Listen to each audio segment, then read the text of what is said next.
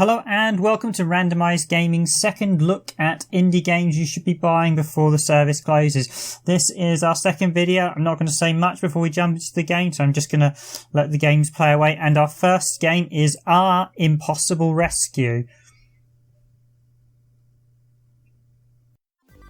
Now, this is what I describe as a QTE style game. It's very much a reaction test. You've got to guide the three cats to the safety of the boats at the end of the sort of river location. It's quite a good little button press. There are quite a few stages to unlock. My one criticism is it is a tad too hard. I think the difficulty ramps up a bit too quickly, even on the early stages. This is one of those games that actually feels probably better with you and a friend taking turns. So he does one cat and you do the others. Basically, you just have to press Y, X and A, and depending on which cat it is, and make sure you either go top or bottom to avoid them hitting anything. There are some nice stages, and there's a very Japanese thesis with the graphics, even though it was actually developed by a British developer.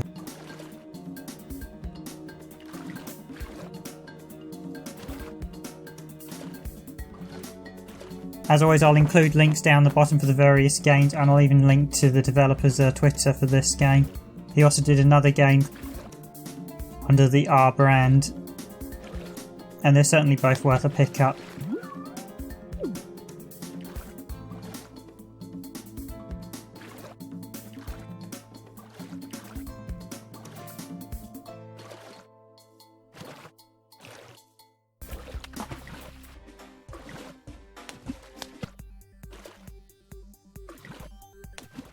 Okay, next up is Glow Arcade Racer. This is a fantastic looking Neolights shiny top-down racer. There are three camera angles. You have a sort of dynamic cam, you have a top-down cam, and then you have a far-out top-down cam. They work really well.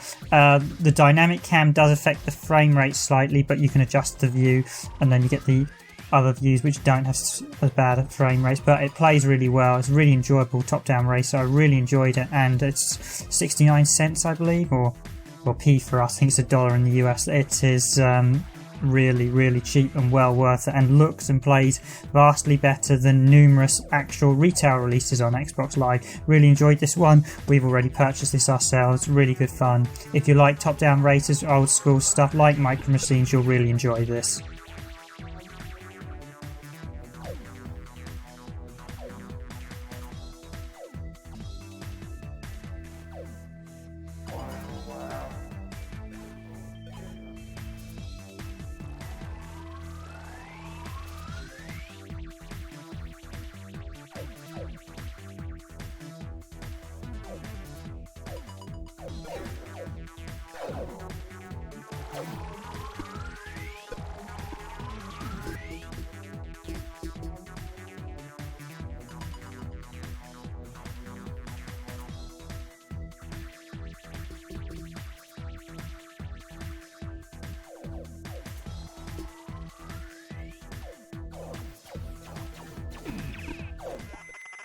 Next up, we have the third title by Hermit's Game. This is Leave Home. So we've already showcased Delta and Crossfire. This is their third title they did on Xbox Indie. There are three games in total, and all three I'd say are must pickups. We've showcased the first two. This is a fantastic and brilliantly looking and stylized shoot 'em up.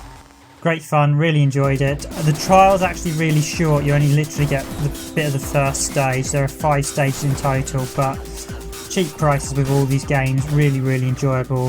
Very good, and certainly vastly better than quite a few shmups on other formats that go for a lot of money. This is a really nicely put together title. And there's a very much Spectrum fans will notice a few of the colour scheming with this, so certainly whoever designed this game had a sort of passion for the sort of older consoles. You'll notice there's a nod towards the old Spectrum loading in the start and at the end of this video. So some really nice touches in this game. Very good, very playable, well worth a purchase before this gets delisted.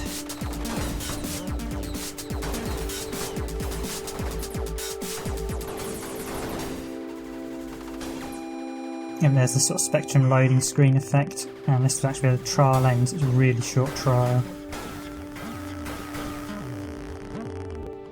but we will be purchasing that one later. And this is Inferno, which is another one. We've actually already purchased this one. This is a game that appears to be an Amiga game, but don't be fooled by the 1996 copyright. That kind of gave it away for me, as I thought it was a little bit late for a 1996 game. This is a, I believe, 2010 game developed by Fish, who also developed another game on Xbox indie that's names escapes me, so I'll drop it in the comments. But as you see, the sound is fantastic. It really did make me feel like I was playing an Amiga game from sort of 1990 or 1991 to that type of era. Looks fantastic, plays. This is an on-rail shooter. You basically have to follow the rails and you have to put out the fires. Great fun, really original, really enjoyable. All I can say is buy now.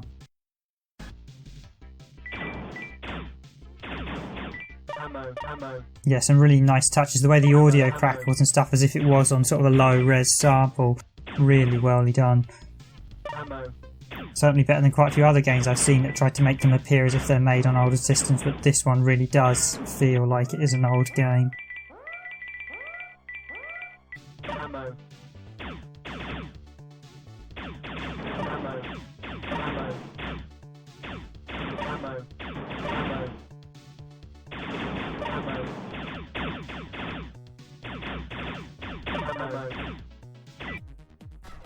Okay, next up is Grid Space Shooter. This is another game that, as far as I can tell, didn't get released on anything else.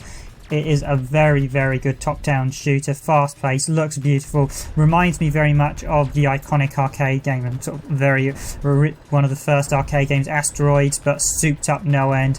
Lovely art style, great top-down shooter. There are a lot of top-down shooters on the XBLA indie, and some of them aren't that good. This has got some really nice ideas. Certainly when you see the big ships come on, you've also got power-ups like slow down, homing missiles, so there's some really nice fresh ideas injected into this one, unlike some other ones which feel a bit twin stick shooters that feel a bit stale. This is really, really good, well worth the time, well worth the purchase.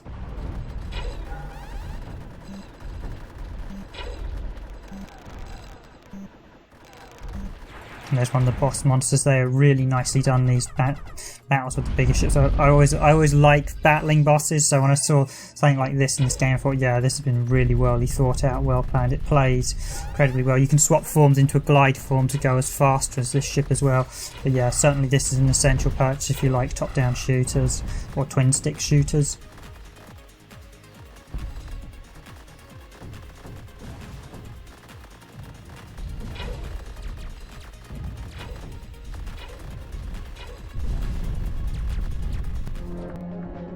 Orbitron Revolution. This game is best described as Defender on speed. I mean, the polish, as you can see here, graphically it looks fantastic. It was available on PC on I think one of the different Portal websites, not one of the big ones though, but yeah, very, very slick, very well put together. Basically this is Defender with souped up graphics and engine gameplay. Plays incredibly well, looks like it should have been an arcade game, not an indie game. It's really well put together, plays really well, and if you like Defender you'll love this. This is really, really enjoyable.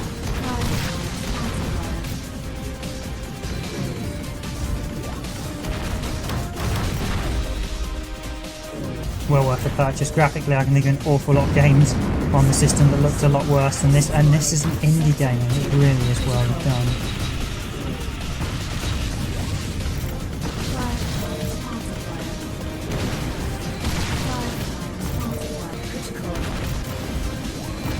So this really is, as I said, Defender on speed. It is so quick as you jump through the hypergates. I think to zoom around to defend the portals.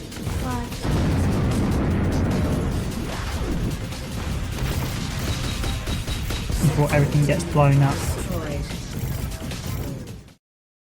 Okay, next up I'm just going to quickly show you the title of radiangames. Now, radiangames made a number of games on Xbox Indie. They are all shooters. They did about 8 games in total.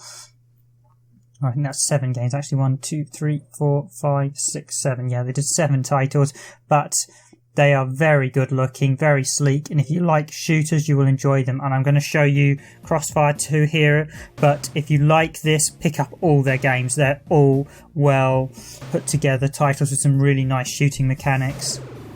This one's a take on Space Invaders with a bit of a twist. You can upgrade your ship as you go along, and you can swap. The reason I think it's called Crossfire is because you can swap between the up and down planes and jump to the top and the bottom. Really nicely done, really slickly presented. Beautiful art style, plays fantastic for a shooter, and I wish there were more games like this on indie. This really is well put together. Or even Xbox Live Arcade. Again, this is one of those games that I feel this should have been an arcade game, not an indie title, because it's just so well put together. I don't necessarily know the criteria for the indie arcade games separate. I assume it's whether you're officially signed up or developer, whether you're just doing the indie program, but really some of these games should have been upgraded to the actual Xbox Live Arcade. This is a really well put together high quality product, and it does put some games that are on Xbox Live Arcade to shame, as I can think of a lot worse titles than this that actually got released as Xbox Arcade.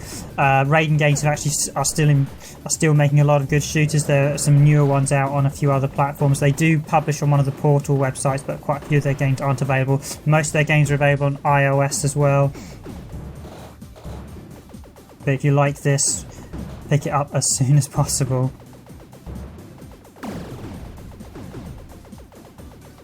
Okay, now a quick mention for Gravitron X.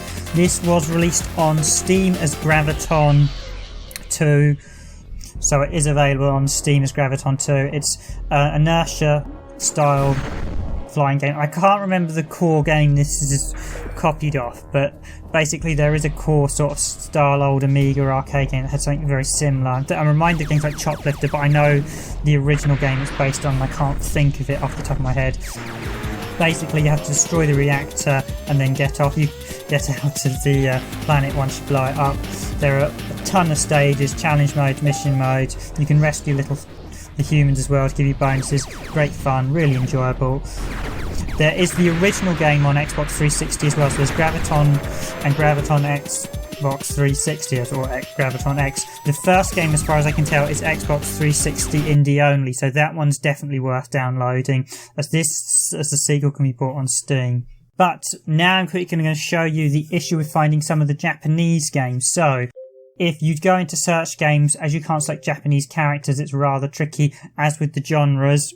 I've actually had to cut down the loading time there because my 360 takes ages these days. Again, trying to find some of the Japanese indie games is rather tricky from the genres. What you want to do is go to the most popular, and this brings up all 3,398 games, then select title, and this will bring a few of the Japanese games and symbol games to the front. Incidentally, that very first one is a scrolling beat 'em up that's quite good. The third one along is Steel Infantry, which is a mech shooter, which is again pretty decent. The rest of them, however, when you sort them by title, are found at the very back, so I'm just going to skip me scanning over them. It took me about 5 minutes to scan through, but once you get past Z, when you've got it sorted by titles, and here you go, these are the Japanese games. And the reason I'm going to quickly show you the Japanese games is because there is a fantastic dodgeball game which we will be showing you in a moment or two. Now the dodgeball game is this one here with these sort of weird, I can remember it quite easily because of that sort of Tetris block symbol in the middle. The rest of the games, Japanese games here, unfortunately the icons don't load because it's got to load 3000, but Protect Me Knight's print test, I think it's the 4th or the 5th one along. You can also go link to the back of the store on Xbox 360 and I'll send you a link. But I'm now going to quickly showcase you the fantastic Downtown Smash Dodgeball, which this is based on the original games. It's Super Dodgeball, or to be more specific, and I know my various Japanese friends are going to say about my pronunciation, the Nino Kun fighting games that also did a dodgeball spin-off, and this is a really nicely put together game. As you see, they've got languages, Japanese on English, so everything is in English, and it is a really high quality game. It's a bit more pricey than some of the others. It's not $1 or even 69 pence. It's £3.49. I don't know what that translates to dollars, probably about $5.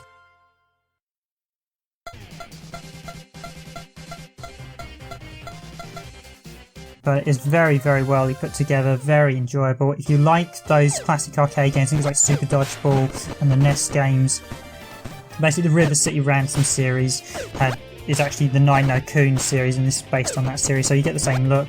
The objective is to sort of knock out the other players, and this is a really, really polished game, really professional. Again, this is another one I could not find on, when I did some searches for it, I could not find it on any other platform. So this is, as far as I can tell, an Xbox indie game only, and if you want it, you're going to have to pay for it pretty soon, as we've only got 3 days left now before the service is going to be shut down, unless it gets another reprieve. As you can see there, you basically have to avoid your characters getting hit and being smashed around the screen. It's great fun, it plays really well, it looks lovely. There's a huge selection of teams to pick and backgrounds to play. You can do one-on-one missions, or you can do a proper tournament. If you like Dodgeball, if you like the Super Dodgeball games, this will be perfect for you.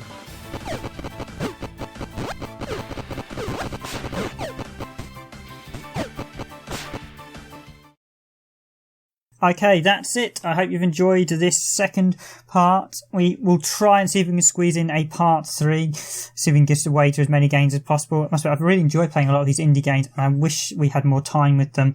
One point I will mention, although I'm not going to discuss gun games, I will say it's worth picking up if you like Arcade Warriors Alpha Squad, as that's an indie Xbox game only, and Rasternauts, which was a Contra clone. Both of those are very enjoyable, but I'm not going to discuss sort of or video the gun games, but those are certainly worth looking at if you like them. Alpha Squad is Xbox indie only.